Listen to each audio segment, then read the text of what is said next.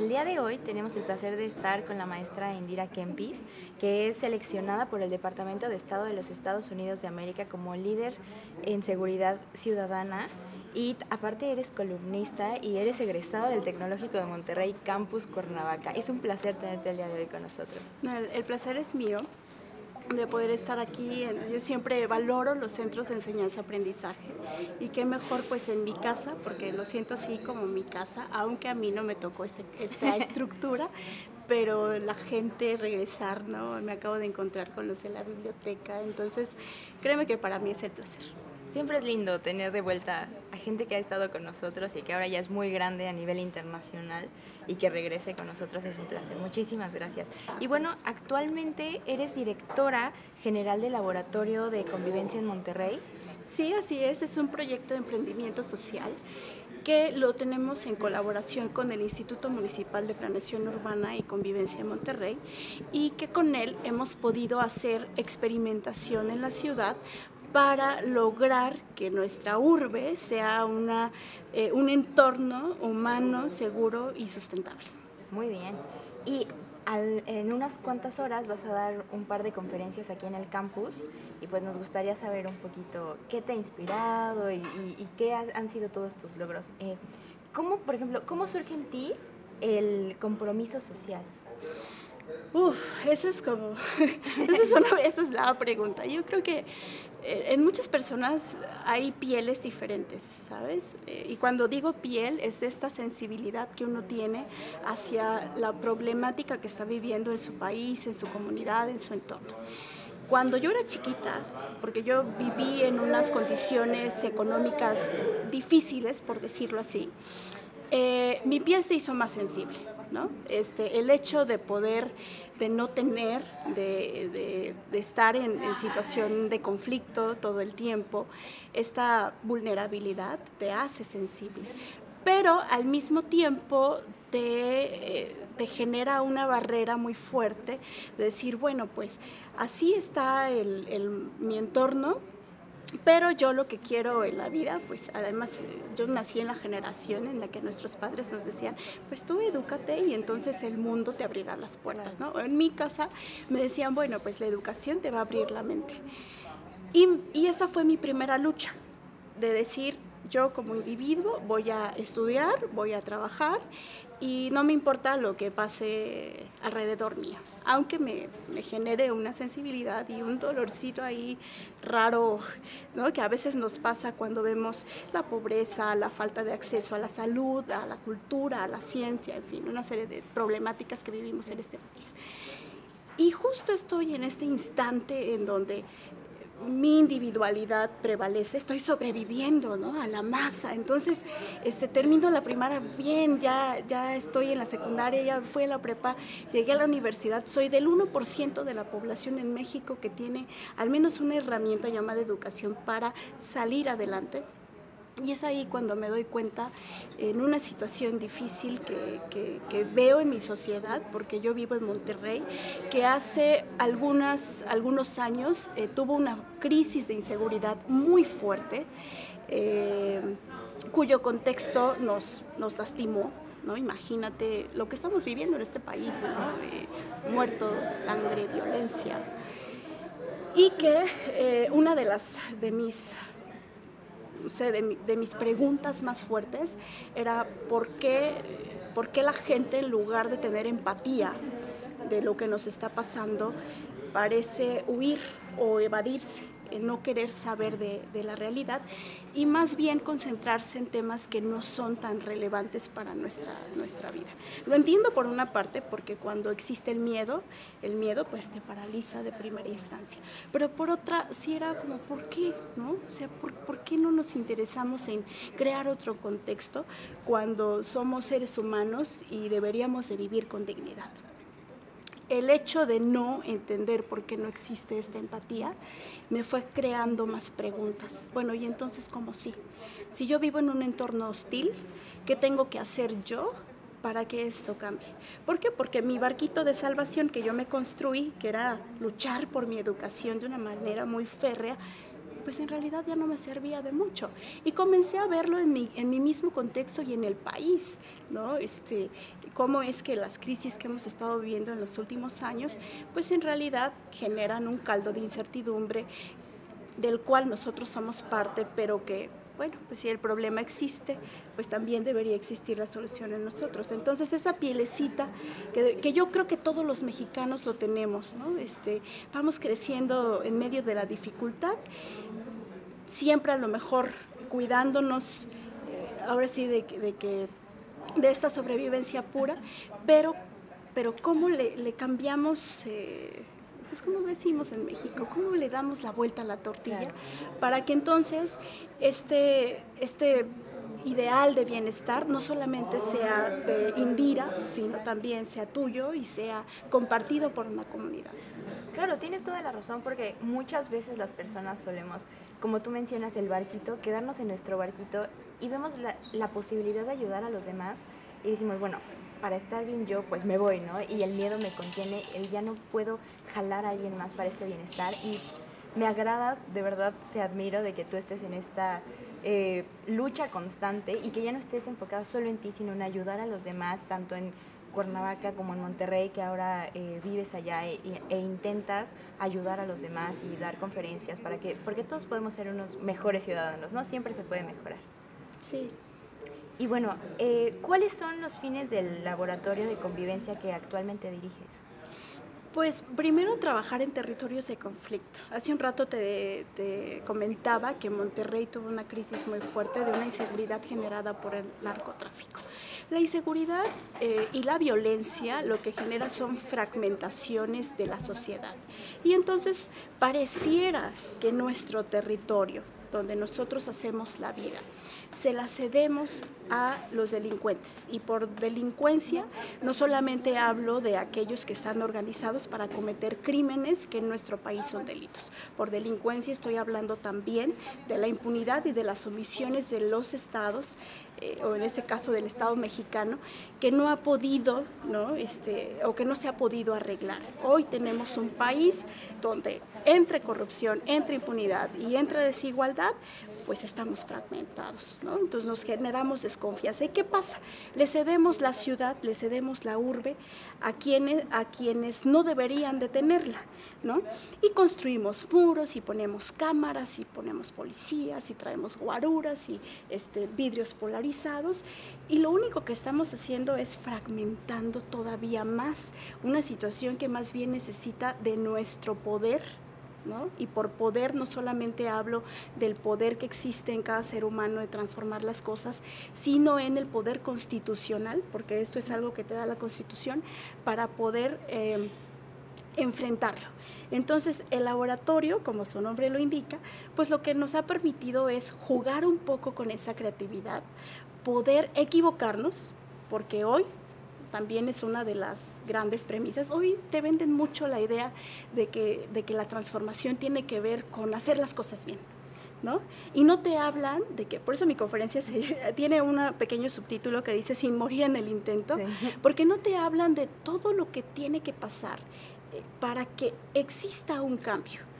El esfuerzo que hay, el tiempo, las veces en que uno se ha equivocado, de cómo esta espontaneidad, pero también al mismo tiempo la estrategia te puede permitir hacer esta transformación. Entonces, en este, digamos, juego, Lego que llevamos a estos territorios en conflicto, lo que hacemos más bien es, con infraestructura, invitar a que la gente salga a la calle. La infraestructura determina en gran parte el comportamiento nuestro. Hoy es uno de los temas primordiales de la agenda internacional, cómo vivimos, o sea, cómo vivimos, de qué color es esto, cuál es su forma, de qué manera nos impacta en nuestro confort.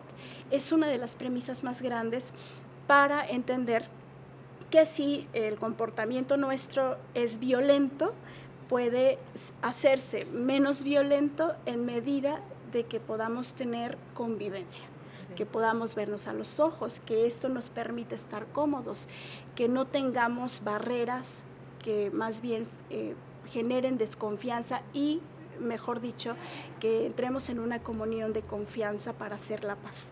Entonces, pues es experimentar, hacemos experimentos, y tratamos de incidir en políticas públicas. Hoy las políticas públicas son vitales e importantes para cambiar las cosas en nuestro país y tratamos de involucrar a diferentes actores, ¿no? Empresarios, otras ONGs, colectivos, vecinos, actores también por parte del gobierno, tratar de hacer este ejercicio de red y de colaboración para meternos en territorios en conflicto, trabajar con la infraestructura y poder incidir tantito en lo que para nosotros significa hacer la paz en los territorios.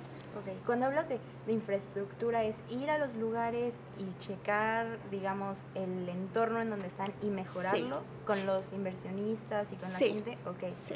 Hay una teoría que se llama la teoría de las ventanas rotas, la cual dice que en la medida en que un espacio esté abandonado, esté lastimado, vulnerado, en esa medida crece la oportunidad. La oportunidad, no quiere decir que va a ser así, pero crece la oportunidad de que se generen actos delictivos o que se genere violencia. Claro. Y es natural. Por ejemplo, tú y yo somos mujeres y estoy segura que a ti en tu casa te han dicho, por favor, si vas a regresar tarde, avisa, trata de no llegar caminando, ¿no? Porque es inseguro. Entonces, ¿cómo hacemos que los elementos de nuestra vida cotidiana más bien creen ese ambiente seguro, ese ambiente de paz que te permita hacer tus traslados, hacer tu vida familiar, tu vida social de la manera más segura? Hoy se ha demostrado en el mundo que poner luz, llenar de color un lugar, hacer que la gente pueda acudir a sus espacios públicos, pues es una manera de romper esa desconfianza, ¿no? Y la parte yo creo que como muy, muy bonita de todo esto es entender que nosotros somos una civilización que puede crear junta, cómo quiere vivir y puede decidir cómo quiere vivir. Claro, salvar los espacios públicos. Y bueno, ¿tú crees que la tecnología está influyendo un poco en esto de los espacios públicos, que la gente prefiere ya quedarse en su casa o no sé, jugar con su tablet en vez de salir a salvar estos espacios? Hay un fotógrafo que se llama David Stewart, que hace unos días sacó una galería en internet de jóvenes.